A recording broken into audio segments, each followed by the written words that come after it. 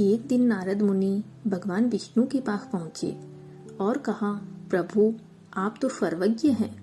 मैं आपके पास एक प्रश्न लेकर आया हूँ।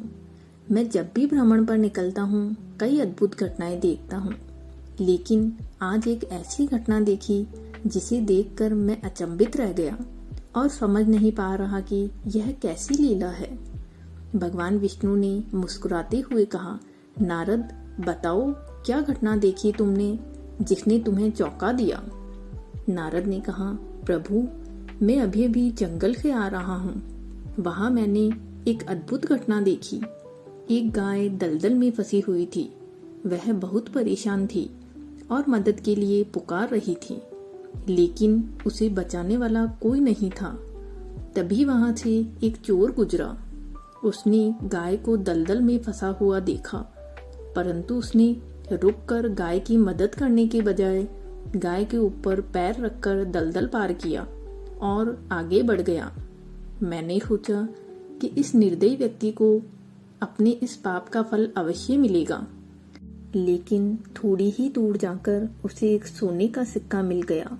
भगवान विष्णु मुस्कुराए और बोले, फिर क्या हुआ नारद? नारद ने कहा, प्रभु थोड़ी देर बाद वहां से एक वृद्ध साधु भी गुजरा। साधु बहुत ही दयालु और धर्मात्मा था। उसने जब देखा कि गाय दलदल में फंसी हुई है और बचने के लिए तड़प रही है, तो उसने गाय को बचाने का निर्णय लिया। वह अपने पूरे शरीर का जोर लगाकर गाय को दलदल से बाहर खींचने लगा। काफी मेहनत के बाद अंततः साधु ने गाय को सुरक्षित बाहर निकाल लिया। गाय ने मुड़कर साधु को प्रेम भरी नजरों से देखा और अपने रास्ते चल पड़ी। लेकिन जैसे ही साधु आगे बढ़ा, वह एक गड्ढे में गिर गया और उसे गंभीर चोट लग गई। नारद ने चिंतित होकर कहा, प्रभु यह किस प्रकार का न्याय है?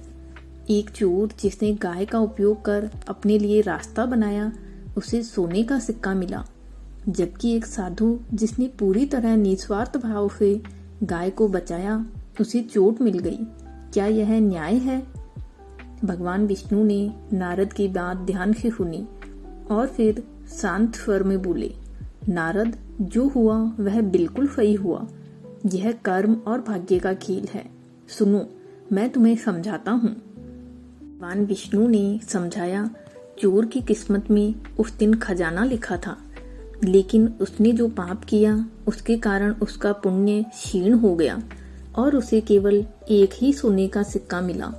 वहीं दूसरी ओर उस वृद्ध साधु के भाग्य में उस दिन मृत्यु लिखी थी, लेकिन उसने गाय को बचाकर अपने पुण्य बहुत बढ़ा लिए, इसलिए उसकी मृत्यु टल गई और वह गंभीर दुर्घटना एक छोटी सी चोट में बदल गई। यह भगवान का न्याय है नारद। इंसान के कर्म ही उसका भाग्य तय करते हैं। नारद मुनि अब भी सोच में पड़े हुए थे।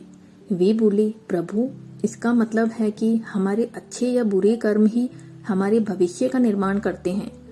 भगवान विष्णु मुस्कुराए और कहा, बिल्कुल नारद, जीवन में अच्छे कर्म करना ही सबसे बड़ा धर्म है। चाहे परिस्थिति कैसी भी हो, हमें सदा सत्कर्म ही करने चाहिए।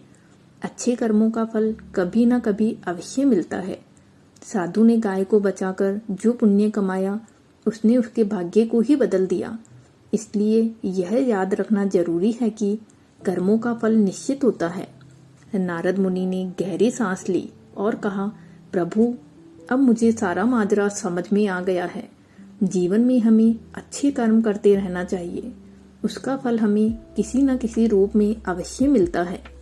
भगवान विष्णु ने कहा, हाँ नारद, यही जीवन का सच्चा मार्ग है। मनुष्य को हर परिस्थिति में अपने कर्तव्यों का पालन करते रहना चाहिए। जीवन में कभी भी बुरे कर्म का रास्ता नहीं अपनाना चाहिए, क्योंकि कर्म का फल समय के साथ अवश्य सामने आता है। इस प्रकार नारद मुनि को भगवान विष्णु की दिव्य लीला और उनके न्याय का गूढ़ अर्थ समझ में आ गया।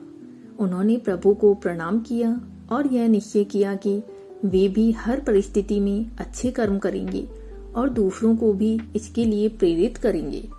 तो दोस्तों, यह कहानी हमें यह सिखाती है कि चाहे स्थिति कितनी भी कठिन क्यों ना हो, सच्चाई, ईमानदारी और निस्वार्थ सेवा ही जीवन का सही मार्ग है।